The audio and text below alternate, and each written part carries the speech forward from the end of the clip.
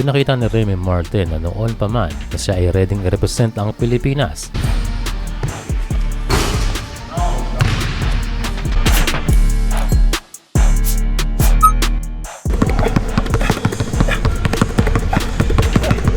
Ngayong 2025 ay hindi pa rin nagbabago ang pangarap nitong si Martin at muntik na itong matupad kung hindi lang hinarang ng Thailand.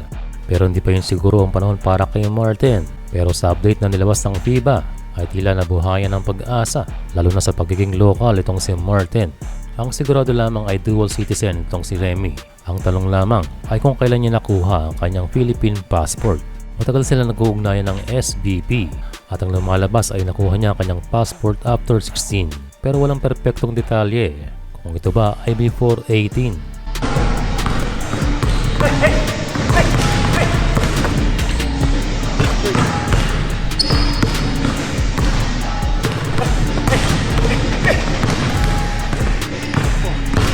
Si Remy Martin ang siguro ang sasagot sa pangangailangan ng gilas sa tunay na point guard. Mahusay naman si Scottie, pero ibang level ang maibibigay ni Remy kung ito ay maging local. Pwede naman maglaro as naturalized itong si Remy Martin. Ang magiging setup ay katulad ng kay Jordan Clarkson at pwede yung mangyari kung kumpleto ang ating mga big man. Hindi niya na kailangan dumaan sa proseso dahil siya ay dual citizen na. Nasa gilas na lang ang sagot kung kailangan ba siya. Pero sa ngayon ay usually ay big man ang ginagamit at haharap tayo sa Australia ay mukhang malabo.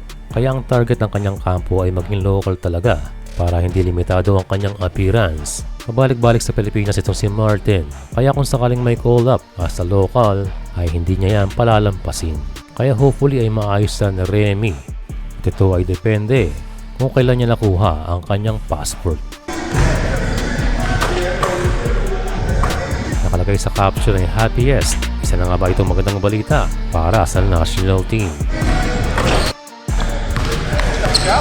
Saw that, coach.